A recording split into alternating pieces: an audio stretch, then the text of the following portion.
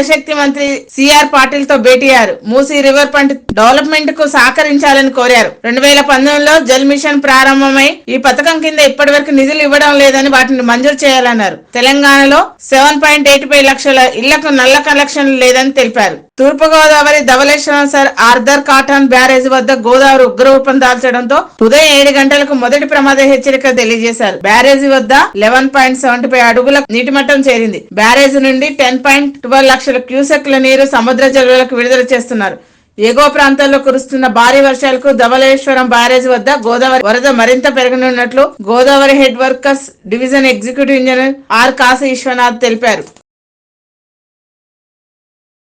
తెలంగాణ రాష్ట్రంలోని బొగ్గు బావులను వేలం వేయవద్దని సింగరేణి ఐక్య కార్మిక సంఘాల ఆధ్వర్యంలో Bellampalli Singareni area general manager కార్యాలయం ముందు రాష్ట్రంలోని ప్రతి బొగ్గు బ్లాక్ సింగరేణికే దక్కాలని డిమాండ్ చేస్తున్న ఐక్య కార్మిక సంఘాల నాయకులతో మా ఆదిలాబాద్ ప్రతినిధి రమేష్ ఫేస్ టు ఫేస్. ఉన్న సింగరేణి గనులు ఏదైతే వేలంపాటును పూర్తిగా కార్మిక సంఘాలన్నీ కూడా వ్యతిరేకిస్తున్నాయి. ఏదైతే కార్మికులంతా కూడా మరి ఐక్య వేదికగా మరి ఏర్పడి ఈ యొక్క ప్రైవేటీకరణను పూర్తిగా వ్యతిరేకిస్తున్నాయి. మరి దీనికి సంబంధించి సింగరేణి యాజమాన్యం కానీ ఇటు రాష్ట్ర ప్రభుత్వం కానీ ఏ మేరకు ఎలాంటి నిర్ణయం తీసుకుంటారన్న ఆసక్తి అయితే మరి అందరిలో ఉంది. దీనికి సంబంధించి మరి ఐక్యవేదిక సంఘాలు కార్మిక సంఘాలు అన్నీ కూడా ఉన్నాయి. మరి వాళ్ళు ఏమంటున్నారు, మరి అసలు దీనిపైన మరి ప్రభుత్వం కానీ ఇటు యాజమాన్యం కానీ ఎలాంటి నిర్ణయాలు తీసుకొని ఉన్నారో అడిగి తెలుసుకునే ప్రతి చెప్పండి సార్. అసలు ఎలాంటి నిర్ణయానికి మీరు తలొగ్గారు? మరి అన్ని ఐక్య సంఘాలు కూడా ఏకమయ్యాయి. మీకు ఎలాంటి డిమాండ్స్ ఉన్నాయి, ఎలాంటి మరి ఏదైతే మీకు అనుకూలత కావాలని మీరు భావిస్తున్నారు? ఎందుకంటే కేంద్ర ప్రభుత్వం ప్రభుత్వ సంస్థలు ప్రైవేటీకరణ చేయలేటటువంటి ఉద్దేశంతో అది కోల్ ఇండియాను సింగరేణి కూడా ప్రైవేటీకరణ చేయడానికి ఉంది. దీనికి కార్మిక సంఘాలు తెలంగాణలో ఉన్న కార్మిక సంఘాలన్నీ కూడా వాళ్ళ పద్ధతి ద్వారా నిరసన వ్యక్తం చేస్తారు. అదేవిధంగా మేము కార్మిక సంఘాల ఐక్యవేదిక తరఫున మేము HMS, IFTU, AFTU, TNTC, Singareni ఉద్యోగుల సంఘం, ఇంకా ఎఫ్టీ మేమంతా 6 కలిసి కూడా మేము దీనికి వ్యతిరేకంగా పోరాటం చేస్తున్నాం. ప్రధానంగా ఏదైతే సింగరేణిలో ఈ మధ్య కాలంలోనే మరి మూసివేసే పరిస్థితి గనులకు వచ్చింది, దీన్ని ఏ విధమైన వైఫల్యంగా మనం గుర్తించవచ్చు? సింగరేణి ప్రైవేటీకరణ విధానాలలో భాగంగానే ఈరోజు ప్రైవేటీకరణ ద్వారా ఈ గనులన్నీ కూడా మూతపడుతున్నాయి. మరో రకంగా ఉపాధి అవకాశాలను ఇచ్చే భూగర్భ గనులన్నీ కూడా మూతపడ్డాయి. ఓపెన్ కాస్ట్ల మీద మోజు పెరిగింది, ఓపెన్ కాస్ట్లు పెరిగినాయి, భూగర్భ గనులు తగ్గినాయి. కనుక ఈరోజు ప్రైవేటీకరణ అనేది శరవేగంగా ఇప్పటికే సింగరేణిలో 70% ప్రతి పనిని కూడా ప్రైవేట్ కాంట్రాక్ట్ కార్మికులు చేస్తున్నారు. కనుక ఇప్పుడు బొగ్గు గనుల వేలం కూడా ఇది సింగరేణి 51% వాటా ఉంటుంది. ఈ 51% వాటా ఉన్నదాన్ని లేదా వేలాది కోట్ల రూపాయలు ఖర్చు చేసి ఎక్స్ప్లోరేషన్ చేసినటువంటి బొగ్గు నిక్షేపాలను కనుగొన్న ప్రాణహిత గోదావరి వ్యాలీలో ఉన్న బొగ్గు గనులన్నీ కూడా అప్పచెప్పాలి సింగరేణికి అని చెప్పి మేము డిమాండ్ చేస్తున్నాం. అదే రకంగా గుజరాత్ ప్రభుత్వము అక్కడ ఉన్నటువంటి మినరల్ డెవలప్మెంట్కు అక్కడి గనులు ఎవి ఉన్నా కానీ అక్కడ ఇచ్చేసింది. తెలంగాణకు కూడా ఇచ్చే అవకాశం ఉన్నది, రాజ్యాంగంలో అటువంటి వెసులుబాటు ఉంది కనుక ఇవ్వాలని చెప్పి ఐక్యవేదిక తరఫున మేము ప్రభుత్వాలను డిమాండ్ చేస్తాం. ప్రధానంగా తెలంగాణ వ్యాప్తంగా ఉన్న గనులన్నీ కూడా మరి ఒకవైపు మరి గనుల శాఖ మంత్రిగా కిషన్ రెడ్డి ఉన్నారు. దీనిపైన ఎందుకు స్పందించలేదని మనం భావించవచ్చు? ఒకటే కేంద్రంలో బీజేపీ ప్రభుత్వం వచ్చిన తర్వాత మొత్తం ప్రభుత్వ రంగ సంస్థలన్నీ కూడా ప్రైవేటీకరణ చేయడం మొదలుపెట్టింది. దాంట్లో భాగంగానే సింగరేణిని కూడా ప్రైవేట్ పరం చేయడానికి ప్రారంభం చేసింది. దీన్ని తెలంగాణ సింగరేణి ఉద్యోగుల సంఘంగా అదేవిధంగా సింగరేణిలో ఉన్న కార్మిక సంఘాల ఐక్యవేదిక ద్వారా మేమందరం కూడా వ్యతిరేకిస్తూ ఉన్నాం. దీనికి సంబంధించి ఏదైతే ప్రత్యేక రాష్ట్రం తెలంగాణ కావాలని కొట్లాడినామో అదేవిధంగా మన తెలంగాణకు సంబంధించిన సింగరేణిని కూడా కాపాడుకోవడం కోసం మొత్తంగా తెలంగాణ సమాజం అంతా కూడా ఒకటి కావాలి. దీంట్లో నిరుద్యోగులు అదేవిధంగా ఉపాధి కోల్పోతున్నటువంటి భూ నిర్వాసితులు, చిరు వ్యాపారస్తులు అదేవిధంగా మొత్తంగా సింగరేణి కార్మిక వర్గం అంతా కూడా ఒక్కడిగా నిలబడి మిలిటెన్సీ పోరాటం చేసి మన గనులు మనం కాపాడుకోవాలని సింగరేణి ఉద్యోగ సంఘంగా పిలుపునిస్తా ఉన్నాం. అదేవిధంగా సింగరేణి కార్మిక సంఘాల ఐక్యవేదిక ద్వారా తెలియజేస్తా ఉన్నాం. పూర్తిగా ఏదైతే ప్రైవేటీకరణ వల్ల మరి కార్మికులకు ఎలాంటి ముప్పు వాటిలో ఉన్నది, ప్రైవేటీకరణ ఎందుకు వ్యతిరేకిస్తున్నారంటే ఏమంటారు? ఈ గత ప్రభుత్వం ఏదైతే ఉందో బీఆర్ఎస్ ప్రభుత్వం మరి మన నీళ్లు నిధులు నియామకాల గురించి కొట్లాడి తెచ్చుకున్నటువంటి తెలంగాణలో మన ఉద్యోగాలు మనం సాధించుకుంటామని చెప్పేసి వస్తాయని చెప్పేసి మభ్యపెట్టి ఈరోజు ఇక్కడ ఢిల్లీలో అక్కడ సంతకాలు చేసిండ్రు. ఎంఎండిఆర్ చట్టం మీద 2015లో మరి ఇటువంటి కవిత గారు మన కోల్బెట్లో ఉన్నటువంటి ఎమ్మెల్యేలందరూ కలిసి ఎంపీలు కలిసి వాళ్ళు సంతకాలు చేయడం అని జరిగింది. మరి ఇక్కడికి వచ్చి ప్రైవేటీకరణకు వ్యతిరేకంగా మేము పోరాటం చేస్తున్నామని చెప్పి పోజులు కొడతా ఉన్నారు. ఇది చాలా విద్రోహమైనటువంటి చర్య. ఇది కార్మికులు దీనికి క్షమించరు. పోయినసారి బుద్ధి చెప్పిండ్రు. మళ్ళీ కూడా మీరు ఇప్పటికైనా కానీ కలిసి వచ్చి మమ్మల్ని క్షమించండి అని చెప్పాల్సిన అవసరం ఉన్నది. కేంద్ర ప్రభుత్వం ఏదైతే ఉందో వాళ్ళ నిరంకుశ బుద్ధి ఈరోజు చాటుకున్నారు. మరి మన కార్మిక శాఖ మంత్రి, బొగ్గు గనుల శాఖ మంత్రి మన కిషన్ రెడ్డి గారు, మరి మన తెలంగాణ వ్యక్తి, మరి ఆయన కూడా ఈ బొగ్గు గనుల వేలాన్ని వ్యతిరేకించేది పోయి మరి బొగ్గు గనుల వేలం పాటకు పోటీగా రావాలని, ప్రైవేటు వాళ్ళకు ధీటుగా కూడా మీరు కూడా బొగ్గు గనుల వేలంలో పాల్గొనాలని చెప్పేసి ఈరోజు మన వేలం పాటాన్ని పెట్టడం అనేది జరిగింది. దీన్ని ఎప్పుడైతే కిషన్ రెడ్డి గారు ఈ కేంద్ర ప్రభుత్వం ఇక్కడికి వచ్చేసి ఈ బొగ్గు గనుల వేలం పాట ఇక్కడ పెట్టి దాంట్లో ఆ ప్రక్రియలో పాల్గొనాలని చెప్పారో అప్పుడు ఇక్కడ ఉవ్వెత్తున అన్ని కార్మిక ముఖ్యంగా ఏదైతే ఇంత సమయం అయినప్పటికీ కానీ ఇటు యాజమాన్యం కానీ ఏదైతే ప్రభుత్వం కానీ స్పందించకపోవడాన్ని మనం ఏ విధంగా చూడొచ్చు? ఇది ప్రభుత్వ పాలసీలో భాగంగానే ఇవి ఇట్లా చేస్తారు కాబట్టి ఇది ఇంతకుముందే తీసుకొచ్చిండ్రు. అంటే బీజేపీ ప్రభుత్వం రెండోసారి వచ్చినప్పుడు అప్పటి నుండే కార్మిక చట్టాలను అన్నిట్లను మార్చడానికి కొరకు పూనుకున్నది కాబట్టి అందులో భాగంగానే దీన్ని ఉవ్వెత్తుగా తీసుకొస్తాండ్రు. దీనికన్నా ముందు అంటే 1991లోనే పివి నరసింహారావు అధికారంలో ఉన్నప్పుడు అప్పుడే తీసుకొచ్చిన నూతన ఆర్థిక పారిశ్రామిక విధానాల్లో భాగంగానే ఇవన్నీ ఇప్పుడు ముందుకు వస్తున్నాయి కాబట్టి వాళ్ళు అప్పుడు కొంచెం ఆపినరు, వీళ్ళు శరవేగంగా తీసుకొస్తారు కాబట్టి దీన్ని ఎదుర్కోవాల్సిన బాధ్యత కార్మికులు, కార్మిక సంఘాలు, మన యూనియన్లు అన్నీ కలిసి దీన్ని ఖచ్చితంగా ఎదుర్కోవాలి. కాబట్టి దీన్ని ఎదుర్కోకపోతే మనగడ ఉండదు, మొత్తం అంటే బాగా ఇదైపోతుంది. ఇప్పటికే మన కార్మికులకు పర్మనెంట్ కార్మికుడికి జీతం ఎంత, కాంట్రాక్ట్ కార్మికుడికి జీతం ఎంత అంటే ఒక 10 మంది కాంట్రాక్ట్ కార్మికులు ఒక కార్మికుడు చేస్తే అందులో వెళ్ళిపోతాడు. కాబట్టి ఇది రక్తం దాగే పులిగా మారింది కాబట్టి దీన్ని ఇంకా పూర్తిగా తీసుకోవాలన్న దానితోనే ఉద్దేశంతోనే ఈ ప్రభుత్వాలు వీటిని కొనసాగిస్తున్నాయి. కాబట్టి ఇది ప్రధానంగా స్థానికంగా ఉన్న శ్రావణపల్లి మైన్స్ చూసుకున్నట్టయితే మరి సింగరేణి వ్యాప్తంగా మన ఉమ్మడి ఆదిలాబాద్ జిల్లాలో ఉంది. ఇలాంటి మైన్స్ మనం కోల్పోవడం వల్ల కార్మికుల స్థితిగతులు ఎలా ఉంటాయని భావించవచ్చు? ఇప్పుడు సింగరేణిలో చూసుకున్నట్లయితే గతంలో 1,25,000 మంది కార్మికులు పనిచేసేవాళ్ళు, కానీ ఇప్పుడు చూసుకున్నట్లయితే 42,000 మందికి కుదించబడ్డారు. అంతేకాకుండా ఇదే సంస్థలో తక్కువ వేతనాలతో శ్రమ దోపిడీకి గురవుతున్న కార్మిక వర్గం కూడా 26,000 మంది పైచూలుకు కార్మికులు పనిచేస్తూ ఉన్నారు. కానీ ఈ యొక్క పాలకులు చెప్తా ఉన్నారు సింగరేణిని ప్రైవేటీకరణ చేయడం లేదు, సింగరేణి ప్రైవేటీకరణ కాదు అంటూనే ఈ యొక్క బొగ్గు బాయలను ఈ యొక్క ప్రైవేటు వారితో పోటీ పడండి, మీరు కూడా తీసుకోండి అని విధంగా మాట్లాడుతూ ఉన్నారు. కాకపోతే కార్మిక వర్గం అందరూ కూడా ఒకసారి ఆలోచన చేయండి. ఈ రోజు ప్రభుత్వ రంగంలో ఉన్న పరిశ్రమలన్నీ కూడా ఈ యొక్క ప్రైవేటు వారికి పోటీ పడాలంటే ఈ జీతాలు ఈ వేతనాలు ఇవ్వలేము కాబట్టి వీళ్ళు ఈ యొక్క పెట్టగానే ఈ యొక్క సంస్థను నిర్వీర్యం చేసే పరిస్థితి కనబడతా ఉంది. కాబట్టి ఈ యొక్క కేంద్ర రాష్ట్ర ప్రభుత్వాలకు నాయకులకు ఈ యొక్క కిషన్ రెడ్డి గారికి ఈ యొక్క తెలంగాణ ముద్దు బిడ్డగా మేము భావించడం కాబట్టి మేము అప్పీల్ చేస్తా ఉన్నాం. ఈ రోజు ఈ యొక్క సింగరేణి అంటేనే బొగ్గు, సింగరేణి అంటే గనులు, ఇలాంటి గనులను ఈ యొక్క సింగరేణి కొన్ని వేల కోట్ల రూపాయలు వెచ్చించేసి దాని యొక్క సర్వే చేసిన బాయిలను కూడా మొత్తం ప్రైవేటుగా దారదత్తం చేసే పరిస్థితి కనబడతా ఉంది. కాబట్టి ఈ విధంగా కాకుండా సింగరేణి గతంలో ఏ విధంగానైతే ఈ యొక్క గోదావరి పారిశ్రామిక ప్రాంతం ఏ విధంగానైతే సింగరేణి బొగ్గును వెలికి తీసిందో అదే విధంగా ఈ యొక్క ప్రభుత్వం కూడా మళ్ళీ సింగరేణికి ఈ బొగ్గు బాయిలను కేటాయించాలని ఈ హెచ్ఎంఎస్ యూనియన్ పక్షాన తర్వాత ఈ యొక్క జేఎస్సీ పక్షాన కూడా అందరం కూడా ఈ యొక్క ముందుంచేసి ఈ యొక్క ముందు వరుసలో ఒక ఐక్య కార్యాచరణ ఏర్పాటు చేసేసి కొట్లాడుతా ఉన్నాం. కాబట్టి ఇప్పటికైనా ఈ యొక్క కేంద్ర రాష్ట్ర ప్రభుత్వాలకు సంబంధించిన ఈ యొక్క నాయకులు కళ్ళు తెరిచేసి ఈ యొక్క సంస్థను బతికించండి. ఇక్కడ వేల కోట్ల రూపాయలు వెచ్చించి కూడా ఇక్కడ యొక్క అనేక రకాలుగా శ్రమ దోపిడీకి గురవుతా ఉన్నారు. కాబట్టి మేము హెచ్ఎంఎస్ గా తర్వాత జేఏసీ పక్షాన ఈ యొక్క ప్రభుత్వానికి అప్పీల్ చేస్తా ఉన్నాం. దయచేసి ఈ యొక్క మా బొగ్గు బాయలను మాకే ఇవ్వండి, ఈ యొక్క సింగరేణికి తర్వాత తెలంగాణకు గుండెగాయగా ఉన్న ఈ యొక్క సంస్థను బతికించండి అని అప్పీల్ చేస్తా ఉన్నాం. ఈ యొక్క కార్యక్రమంలో ప్రజలు తర్వాత పారిశ్రామికవేత్తలు కార్మిక వర్గము అందరూ కూడా ఐకమత్యంతో ఈ ప్రైవేటీకరణ వ్యతిరేకంగా పోరాటం చేయాలని పిలుపునిస్తా ఉన్నాం జేఎస్ పక్షాన. ప్రధానంగా ఏదైతే కేంద్ర ప్రభుత్వం తీసుకున్న ప్రైవేటీకరణను పూర్తిగా వెనక్కి తీసుకోవాలి. మరి ఏదైతే ఇప్పటికే తాస్కారం చేస్తున్న కేంద్ర ప్రభుత్వంపై పూర్తిగా మరి ఏదైతే కార్మిక సంఘ ఐక్య వేదికతోటి పూర్తిగా నిరసన వ్యక్తం చేస్తున్నారు.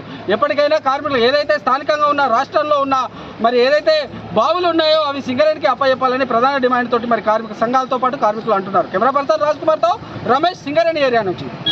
రాష్ట్రంలో గత 3 రోజులుగా ఎడతెరిపి లేకుండా వర్షాలు కురవడంతో ఉమ్మడి ఆదిలాబాద్ జిల్లాలోని ప్రాజెక్టులోకి భారీగా వరద నీరు చేరుకొని జలసిరిని సంతరించుకున్నాయి. జోరు వానలతో కొమరంభీం జిల్లాలోని ఆడగ్రామం వద్ద ఉన్న కొమరంభీం ప్రాజెక్టు ఆనకట్ట ముంపుకు గురై కుంగిపోవడంతో పరివార ప్రాంతాల ప్రజలు ఆందోళన పడుతున్న పరిస్థితులు దాపరించాయి. ఆనకట్ట కుంగుతున్న ప్రాజెక్టు పరిస్థితులు జిల్లా కలెక్టర్ వెంకటేష్ దోత్రే స్వయంగా సందర్శించి అధికారులకు తగు సూచనలు ఇచ్చారు. ప్రాజెక్టు ప్రస్తుతం ముంపు పరిస్థితులపై జిల్లా కలెక్టర్ వెంకటేష్ దోత్రేతో ఆదిలాబాద్ ప్రతినిధి రమేష్ ఫేస్ టు ఫేస్.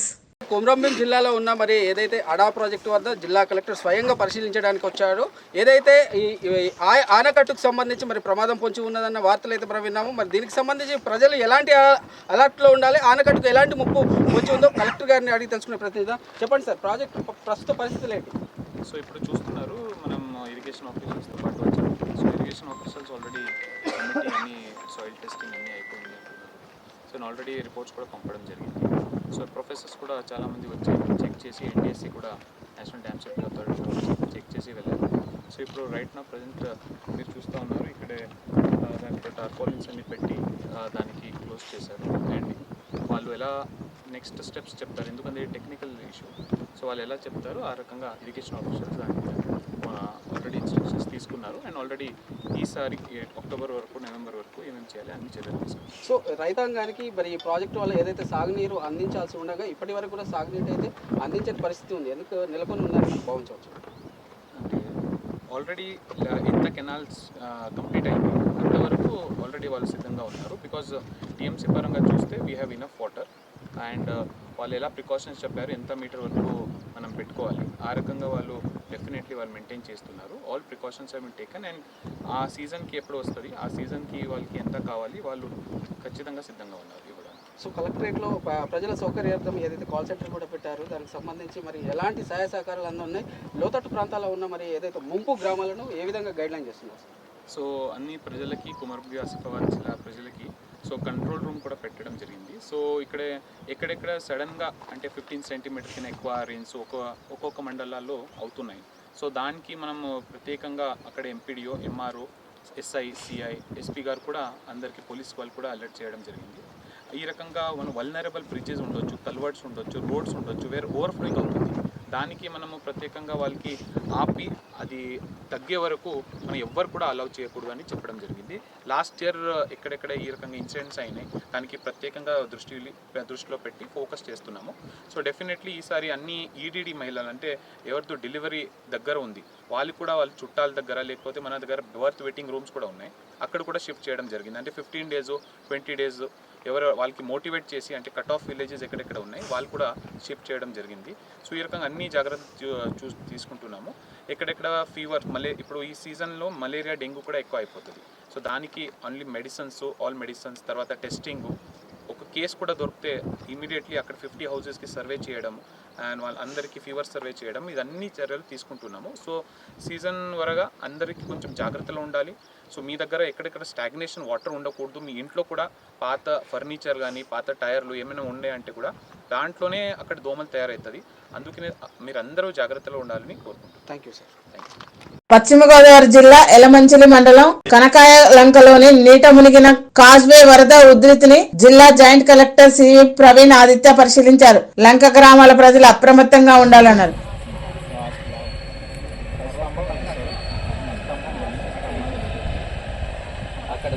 లంక గ్రామానికి ఇక్కడ రోజు రావడం జరిగింది.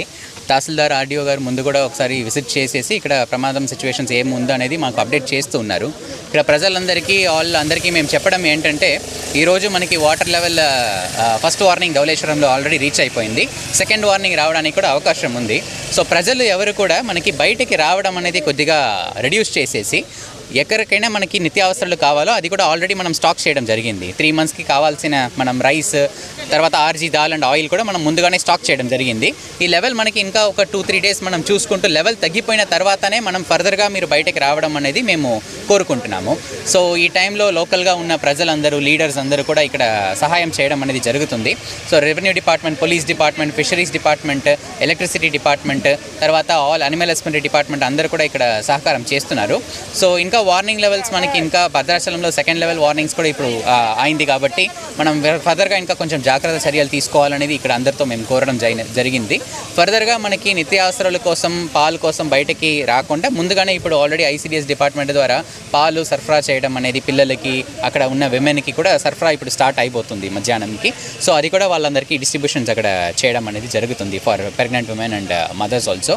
ఎవరికైతే దగ్గర ఎక్స్పెక్టెడ్ డేట్ ఆఫ్ డెలివరీస్ ఉన్నాయో వాళ్ళందరూ కూడా బయటకు వచ్చేసి సేఫ్ షెల్టర్స్కి అనేది వెళ్ళడం జరిగింది. లైఫ్ జాకెట్స్ ఇంకా అవసరం అనేది ఇక్కడ రిక్వెస్ట్ చేయడం జరిగింది. సో మనం ఇక్కడ ఫైర్ డిపార్ట్మెంట్స్ ద్వారా, ఫైర్ సేఫ్టీ ఆఫీసర్స్ ద్వారా, మనం ఫర్దర్గా ఉన్న బోట్స్మెన్ సొసైటీస్ ద్వారా మనం మొబిలైజ్ చేయడం అనేది చూస్తున్నాము. బట్ ఎక్కువ మనం లైఫ్ జాకెట్స్ ఇస్తే ప్రజలు కూడా బయటకు రావడానికి ఇష్టపడతారు.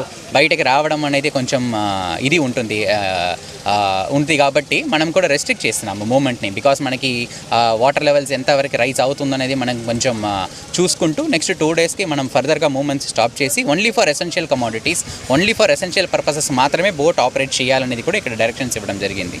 So already control room numbers అందరికీ అందుబాటులో ఉండి ఎనీ కంప్లైంట్స్ ఉంటే, ఎనీ ప్రాబ్లమ్స్ ఉంటే కూడా డైరెక్ట్గా వాళ్ళు రెవెన్యూ డిపార్ట్మెంట్కి ఆర్ ఎనీ డిపార్ట్మెంట్స్కి రీచ్ అవ్వచ్చు. Thank you. బూర్గంపాడు మండలం ప్రజా పరిషత్ కార్యాలయంలో వరదలపై మండల స్థాయి అధికారుల అత్యవసర సమీక్ష సమావేశం నిర్వహించారు. బూర్గంపాడు మండల పరిధిలోని గోదావరి ముంపు ప్రాంత ప్రజలు అప్రమత్తంగా ఉండాలని బూర్గంపాడు తహసీల్దార్ మహమ్మద్ ముజాహిద్ అన్నారు. ప్రభుత్వ గ్రామ స్థాయి అధికారుల గ్రామ స్థాయిలో ఎప్పటికప్పుడు సమాచారాన్ని అందించాలన్నారు.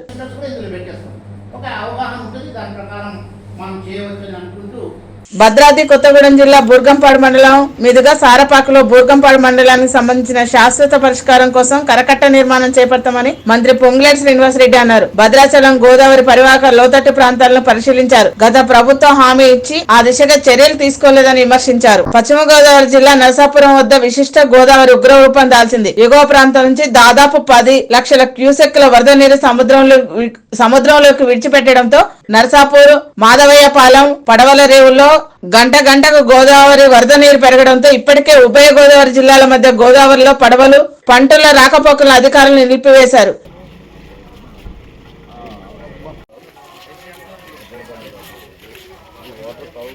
ఖమ్మం జిల్లా కూసుమంచి మండలంలోని పాలేరు ప్రాథమిక ఉన్నత పాఠశాలలో ఖాళీగా ఉన్న ఉపాధ్యాయ పోస్టులను భర్తీ చేయాలని విద్యార్థులు రోడ్డెక్కారు.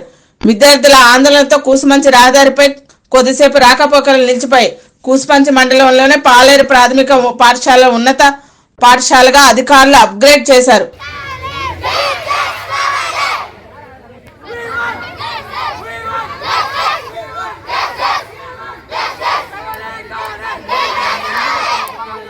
సింగరేణిలో రాజకీయ జోక్యం పెరిగిందని Singareni college workers union AITC రాష్ట్ర ప్రధాన కార్యదర్శి వాసిరెడ్డి సీతారామయ్య విమర్శించారు. బొగ్గు బ్లాక్లను సింగరేణికి కేటాయించాలని డిమాండ్ చేశారు. అవుట్ సోర్సింగ్ కార్మికులను, కాంట్రాక్టర్లను దోపిడీ చేస్తున్నారని, కనీసం జీతాలు ఇవ్వడం లేదని విమర్శించారు. సర్వీస్ ఇంజనీర్లకు 2 నెలలుగా జీతాలు లేకపోయినా సింగరేణి యాజమాన్యం ఏమి చర్యలు తీసుకుంటుందని ప్రశ్నించారు.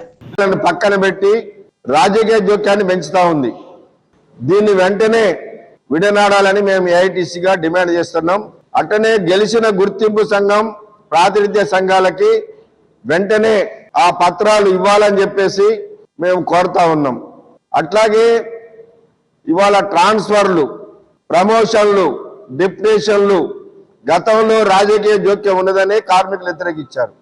మళ్ళీ దాన్నే ఇవాళ సింగరేణి యాజమాన్యం కొనసాగిస్తా ఉన్నది. చూడబోతే ఎట్టున్నదంటే గత ప్రభుత్వమే బెటర్ అనే పరిస్థితి తీసుకొస్తా ఉన్నారు ఇప్పుడున్నటువంటి పరిస్థితి. కాబట్టి ఈ రాజకీయ జోక్యాన్ని అరికట్టాలని, కొత్త బ్లాకులు టెండర్ లేకుండా సింగరేణికే కేటాయించాలని CPI పార్టీ AITC ఆధ్వర్యంలో ఈ నెల 5వ తేదీ నాడు కలెక్టర్ ఆఫీసు ముట్టడి చేశాం. 6వ తేదీ నుండి హెడ్ ఆఫీసులు, GM ఆఫీసుల ముందు నిరాదీక్ష చేశాం. ఖమ్మం జిల్లా కొనిజర్ల మండలం పరిధిలోని అంజనాపురం నిమ్మవాగ వద్ద చేపలు పట్టేందుకు ఎగబడ్డ ప్రజలు. కొన్ని రోజుల నుంచి వరుస్తున్న వర్షాలకు ఎగువ ప్రాంతాల నుంచి వరద నీరు అంజనాపురం నిమ్మవాగు చెరువులకు చేరడంతో వైరా రిజర్వ్ గల చేపలు ఎదురుపడడంతో చేపలు పట్టేందుకు చుట్టుపక్కల గ్రామాల ప్రజలు చిన్న పెద్ద తేడా లేకుండా వలల సాయంతో చేపలు పడుతున్నారు.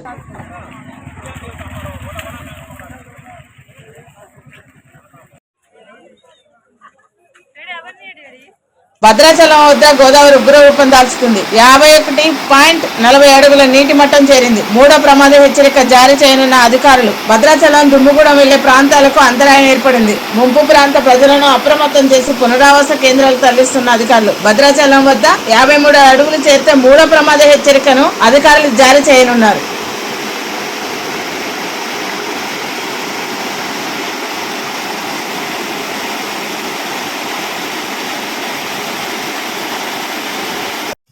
వైద్య రంగంలో అత్యాధునిక టెక్నాలజీతో రోగులకు సేవలు అందించడానికి మెరిల్ కంపెనీ సిద్ధమైంది. విశాఖ హెల్త్ సిటీలోని కేర్ హాస్పిటల్లో మోకాళ్ల మార్పిడి శస్త్రచికిత్స కోసం రోబో అసిస్టెడ్ సిస్టమ్ తో కీళ్ల మార్పిడికి సిద్ధమైంది. మెరిల్ కంపెనీకి చెందిన ఆర్థోపెడిక్ కంపెనీ ద్వారా రోగులకు వీలైనంత ఉత్తమ వైద్య చికిత్సలు అందిస్తున్నామని Care hospital chief Mayuk Chowdary అన్నారు. రోగులకు ఎటువంటి బాధ తెలియకుండా చికిత్స ఉంటుందన్నారు. Sneha TV, please like, share and subscribe Sneha TV.